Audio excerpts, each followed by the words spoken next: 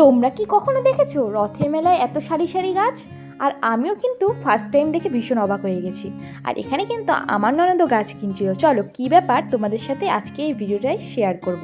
আর এত গাছ গাছের মেলায় শুধুমাত্র দেখা যায়, রথের মেলায় কি দেখা যায়? আর প্রত্যেকজনের হাতে এত গাছ। চলো, তো আজ যাচ্ছি আমি টাকির মোড়ে, এখানে প্রথমবার রথ মেলা দেখতে। হ্যাঁ, এটা কিন্তু আমার বিয়ের পর ফার্স্ট টাইম আমি কিন্তু টাকিতে রথ মেলা দেখছি।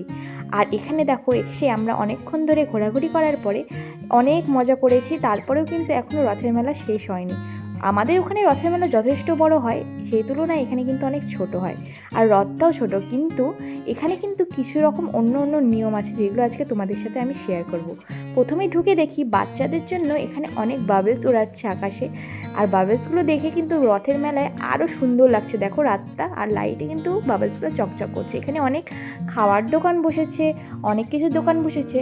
বৃষ্টি হলেও ওয়েদারটা কিন্তু বেশ গরম ছিল, তো আমরা ডিসাইড করলাম এখানে কুলফি মালাই খাওয়ার। তো সবাই একটা করে আমরা কুলফি মালাই নিয়েছিলাম। আর এখানে কুলফি মালাইগুলোর সাথে রাবড়ি দিচ্ছিল গ্লাসে ভরে, ভীষণ ভালো লাগছিল খেতে। এখানে আমার ননদও কিন্তু খেতে খেতে পোজ দিয়ে দিল আর বলছে কিন্তু দারুণ টেস্টি। আর আমরা এখানে খাচ্ছিলাম।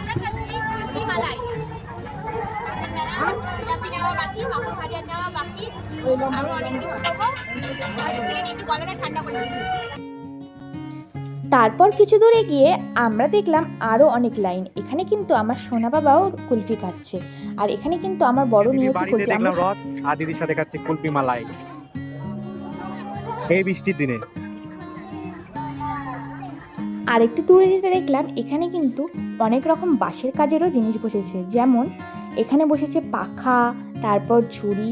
আর এই দাদুটা নিজের হাতে কিন্তু এই ডালিটা বানাচ্ছিল। সত্যি অসাধারণ, আমি কিন্তু এর আগে অনেক দিন আগে দেখেছি। আর এখানে কিন্তু আমার শাশুড়ি মাও নিয়ে নিল একটা কুলো। হ্যাঁ, এটাকে কুলোই মনে হয় বলে। তো দেখো এটা নিয়েছে। আর যেতে যেতে আমরা কিন্তু অনেক রকম ফল দেখলাম। আর সবচেয়ে সুন্দর জিনিস এই দেখো, মেলাতে জগন্নাথের মূর্তি, হ্যাঁ, ছোটো ছোটো এই পুতুলের মাধ্যমে ফুটিয়ে উঠেছে। কি সুন্দর। তারপর ওখান থেকে বেরিয়ে আমরা কিন্তু অনেক কিছুই কেনাকাটা করলাম। তারপরে ফেরার সময় রাস্তায় দেখলাম গরম গরম জিলিপি ভাজা হচ্ছে। আর কাকুকে বলেছিলাম বেশ কড়া কড়া করে যেন আমাদের জিলিপিগুলো ভেজে দেয়।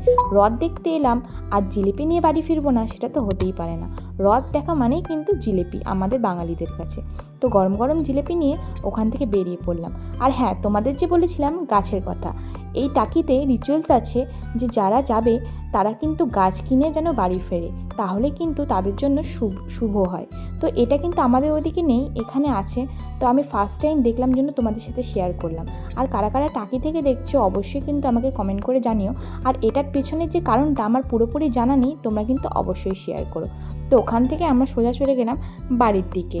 আর হ্যাঁ, বাড়ির দিকে যেতে যেতে আমাদের কিন্তু এখনও গাছ কেনা হয়নি, আরও গাছের দোকান আছে, সেখান থেকে কিছুটা গাছ দেখব।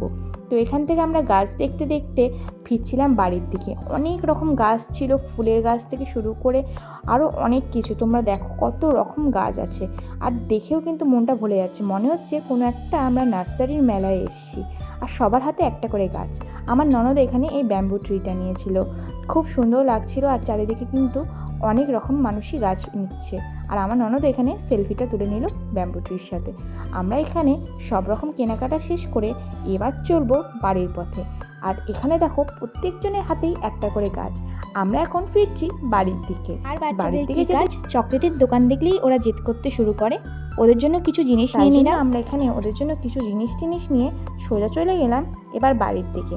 আর বাড়ির দিকে যেতে যেতে আমরা কিন্তু এখানে তোমাদের সাথে শেয়ার করে নেব টাকির এই পুরনো রাজবাড়ি। হ্যাঁ, এই রাজবাড়িটা দেখো কত পুরনো। আমি কিন্তু এখানে অনেকবারই এসেছি, আজকে তোমাদের সাথে সেই ক্লিপটা শেয়ার করলাম।